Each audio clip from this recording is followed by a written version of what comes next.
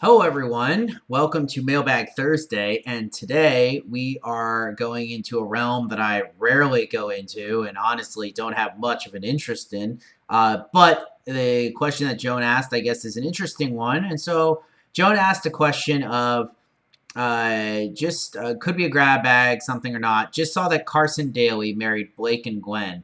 What do you think of, I guess, mostly sort of famous people?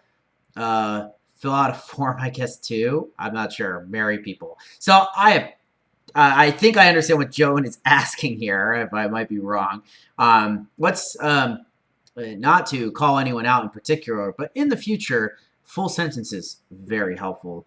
I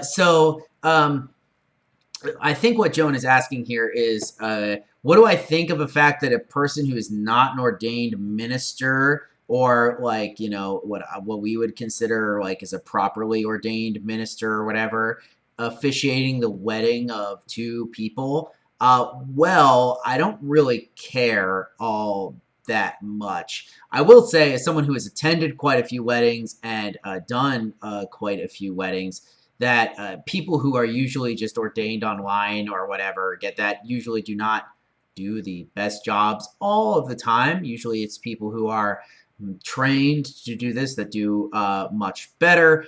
I always find it very unsatisfying when I see these types of things because they usually just recycle platitudes about love.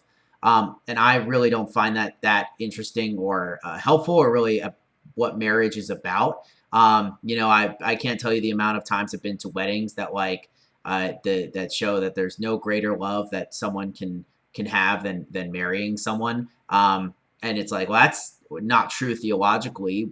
One, because the most love we've ever seen is Christ and laying down his life for the world. But two, the love that we have is people actually sacrificing to one another, which ideally marriages are about. But the reason I talked about something I didn't have to do is I had to go onto tabloid pages to find out what Joan was talking about because I don't follow stars or whatever. And the Blake Shelton has been married twice before this. Gwen Stefani has been married once.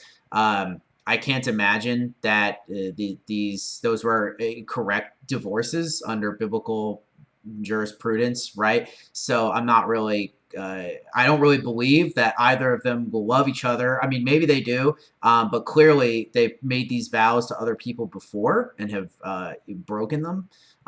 So I'm not really touched by this type of stuff, right? I don't find these things to be particularly strong. I think really the only time I really do find marriage to be particularly strong is when people are very understanding and very clear that when they make those vows, they're making them before God, not before each other, which is what a lot of people think, or not even before the people in these rooms, right? You vow before God. And as far as that goes, it's whatever. As far as the law is concerned, I think that we have that loophole in our system for people to get ordained, and that's obviously an older thing. I don't really care who does weddings all that much. I don't really like to do weddings. I won't really do weddings unless they're explicitly religious and other requirements are also met. So,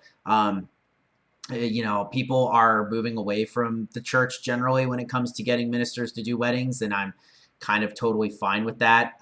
People have called the church before and asked me to do their wedding, and they've been like, well, we need a minister to do it, but neither of us are religious. And I'm like, actually, you don't. You just need to go to a court and the judge can do it for you, right? So it's and that's money for me. Just to let you guys know, I make money and I turn it down.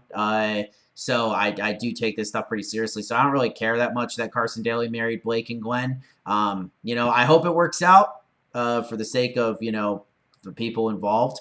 But I think that we have to have much stricter view of marriage within the Christian church than we've had in the past.